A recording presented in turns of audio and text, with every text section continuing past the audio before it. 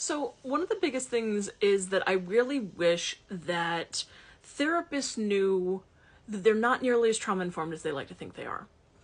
And a lot of this is not the individual therapist's fault, but more the elitism and gatekeeping in the field in general. So, one of the big things is that when therapists go through this process, any graduate school in general, academia in general, is going to cause this problem. But therapy and psychology specifically has a major problem with defaulting to elitism, specifically socioeconomic elitism and white supremacy. So, the history of psychology is dark, and a lot of it is very uncomfortable and very unethical. And one of the things we have to understand is that the deficit model upholds that ideal behavior looks like a Western white upper class person's behavior. That was set as the standard, as the norm, and deviation went from there. The idea of a deficit went from there. Now, as such, going into the field of psychology, you have to hit various gatekeeping areas to get through your education. This is true of all of academia, but it very much is true within this field, and you have to be able to have the privilege to get to the next step, to be able to get a well-paying job in this field. So if you are a compassionate person and you actually want to work with communities, that is the lowest of the low. You're barely going to make a livable wage, if that. You will do graduate level education and your licensure and your continuing education credits all out of pocket. You will probably have student loan debt, and you're going to end up being paid $40,000 to $60,000 a year for that level of education you have. You're not going to be paid well. You are not going to have a livable wage, especially if you're in an area like the greater DC area where I'm at, where you're going to end up not being able to afford to make ends meet, even with that level of education. So with that, we have to understand that most therapists are not getting information that is up to date.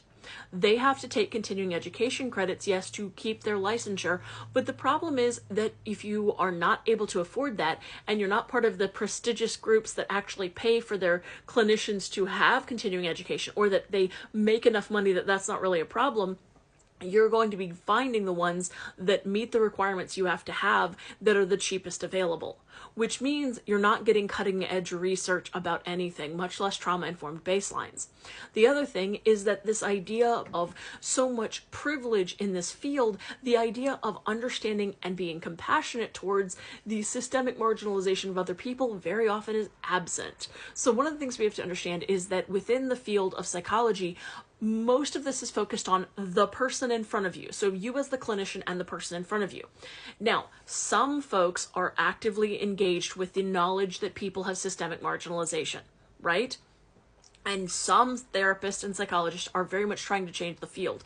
I want to acknowledge that because this is not true of all therapists, but a lot of them are exceedingly privileged and completely ignorant, and sometimes willfully ignorant, to the marginalizations people experience on a day-to-day basis because of their privilege. This means that very often, because the modalities of psychology, especially things like CBT and DBT, very often are focused in on this sort of, if you think about it the right way, if you process the emotions and get used to it, if you think about yourself in the right way, if you let go of certain assumptions, you will then be able to cope with what this is. So you're only treating the person directly in front of you.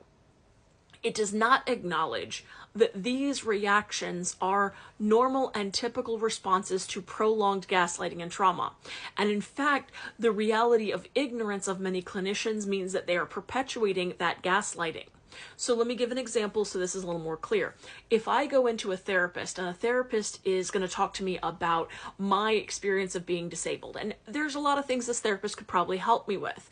The idea of grief, the idea of my sense of identity, and working around that shift and understanding that I may need to shift how I view myself. I may need to cope with things in a different way. I may need to build some coping mechanisms around this, right? I may need someone to reflect back my experiences so I can hear myself and be able to work through some new perceptions I have to gain. That's all things a therapist could help me with.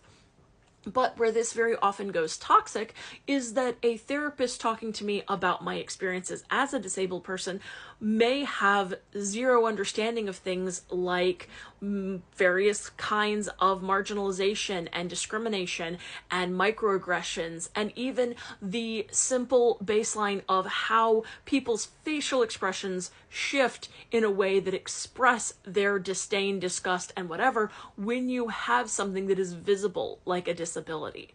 And so if I talk, for example, to a therapist who has no experience of this, and I talk about the major differences that are happening now in my life when I am using my mobility scooter and I go out and I come back feeling awful about it, even if there wasn't like a hostile person yelling at me about using my disabled tag and a disabled parking spot, right? Even if I didn't have an aggressively hostile environment, there are so many moments that are obviously and subtly disregarding who I am as a person. There is the dismissal.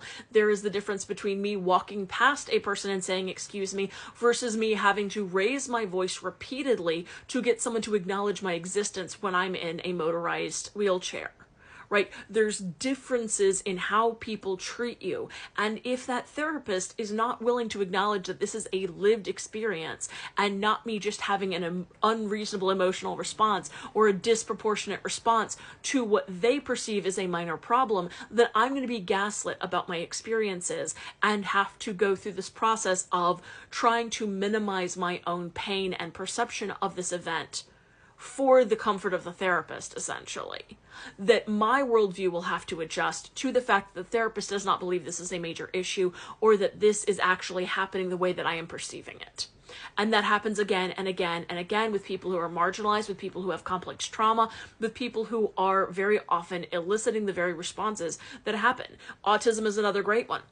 The amount of negative responses we receive socially is often disproportionate and seems like we might be paranoid. And yet that is factually and in the literature demonstrated that we very often do receive as many negative responses as we perceive. That those things are happening to us consistently because of the social aspects of being autistic.